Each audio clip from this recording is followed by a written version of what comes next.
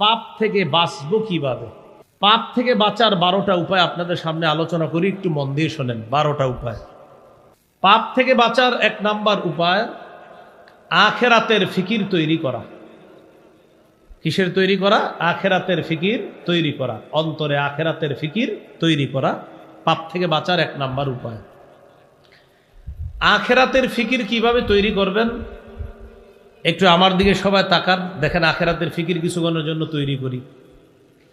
আমার ঘড়িতে এই মুহূর্তে 11টা 4 বাজে। এমনও হতে পারে আগামীকাল 11টা 4-এ আমি দুনিয়াতে থাকবো না। আচ্ছা, আমি যদি আগামীকাল 11টা 4-এ দুনিয়াতে না থাকি, কোথায় থাকবো? কবরে। আমার আত্মীয় স্বজন আমারে কবরে রেখে আসবে। হ্যাঁ, তারা সত্যি রেখে আসবে। তারপর কি হবে? কি হবে? আমারে প্রশ্ন করবে 3টা, উত্তর দিতে পারলে কি হবে? কবর জান্নাতের টুকরা হবে, না পারলে জাহান্নামের অংশ হবে। সত্যি। হ্যাঁ, তাহলে আগামীকাল 11টা 4টায় আমি 11টা 4-এ যদি আমি কবরে থাকি, আমার সাথে কি যাবে? কি যাবে? নবী বলেন, যদি আমল ভালো করে থাকো আমল যাবে। তো আমি সারা জীবন যে সম্পদ কামাই করলাম সেটা নবী বলেন ওয়ারিশরা পাবে। সাহাবীদেরকে প্রশ্ন করলেন, তোমাদের কাছে সম্পদ দাম কোনটা? ওয়ারিশের সম্পদ না তোমার সম্পদ? সাহাবীরা বললেন, হুজুর, আমাদের সম্পদ আমাদের কাছে দামি ওয়ারিশের সম্পদের চাইতে, কারণ আমাদের সম্পদ ওয়ারিশরা পাবে মরার পর, এই জন্য আমাদেরটা আমাদের কাছে বেশি দামি। নবীজি বললেন, ঠিক তো? কয় হ্যাঁ। এবার আমার দিকে তাকান, এটা হলো আমার সম্পদ, এটা ওয়ারিশের সম্পদ কখন পাবে আর কি পরে মনে করেন। তো নবীজি বলেন, একটা হলো আমল আর একটা হলো মাল।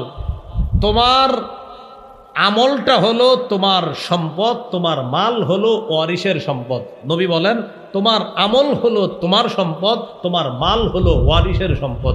বলেন তো ভাই, আমল কার সম্পদ? আমার। বলেন, আমল কার আর মাল কার? ওয়ারিশ। তো নবীজি বললেন, তোমরাই তো বললা তোমাদের সম্পদ বেশি দামি। হ্যাঁ। নবীজি বললেন, তোমাদের সম্পদ হলো আমল, ওয়ারিশের সম্পদ হলো মাল। তাই তোমার সম্পদ এটা পাবে ওয়ারিশ, আর তোমার যে আমল নামা এটা তুমি পাবা।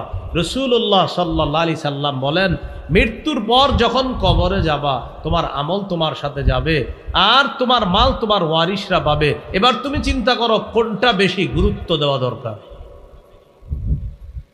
তাহলে আমাদের সম্পদের নাম কি বলেন তো? আমল। বলেন, আমাদের সম্পদের নাম কি? আমাদের সম্পদের নাম কি? আর ওয়ারিশের সম্পদের নাম মাল। বলেন, আমাদের সম্পদের নাম আমল, ওয়ারিশের সম্পদ। নবীজি বলেন, যা কামাই করছো ওয়ারিশ পাবে, যা আমল করছো তুমি পাবা। এইভাবে আপনি আখিরাতের ফিকির তৈরি করা। আরেকটা ফিকির তৈরি করেন, আপনাকে ডাক্তার